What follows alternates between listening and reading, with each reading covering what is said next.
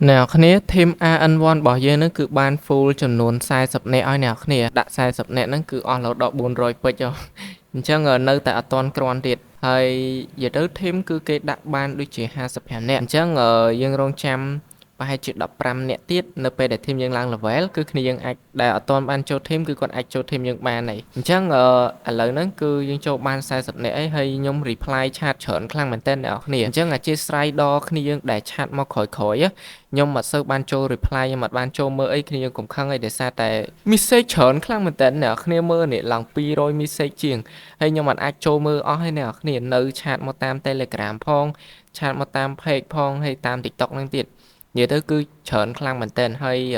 ខ្ញុំអធិស្ឋានគ្នាយើងដែលខ្ញុំអត់បានតប chat ណាអញ្ចឹងគ្នាយើងកុំភ័យព្រោះថានៅពេលដែលចូល full team ហ្នឹងគឺយើងអាចនឹងមានបង្កើតជាដូចអាចនឹងបង្កើតសាខា team ថ្មីទៀតអញ្ចឹងដើម្បីទុកឲ្យគ្នាយើងចូលហើយគ្នាយើងបានលេងជាមួយគីរីតូអញ្ចឹងណាអ្នកគ្នាយើងកុំបារម្ភដែលគ្នាយើងចង់លេងមួយគីរីតូគឺគ្រាន់តែចូល team គឺយើងអាចលេងជាមួយគាត់បានហើយអ្នកគ្នាក៏អត់រឹកទេក៏ comment នៅខាងក្រោមវីដេអូរបស់ខ្ញុំមកអញ្ចឹងឥឡូវគឺអត់មានអីទេគឺគ្រាន់តែចង់ប្រាប់អ្នកគ្នាប៉ុណ្ណឹងហើយថ្ងៃហ្នឹងគឺខ្ញុំមមាញឹកខ្លាំងមែនតើគ្រាន់តែតបឆាតគ្នាយើងហ្នឹងហើយអធិស្ឋានមែនតើបើសិនបើខ្ញុំតបឆាតអ្នកគ្នាអត់អស់អញ្ចឹងណាហើយវីដេអូមានប៉ុណ្្នឹងទេហើយយើងមានជួបគ្នាវីដេអូក្រោយទៀតបាយបាយ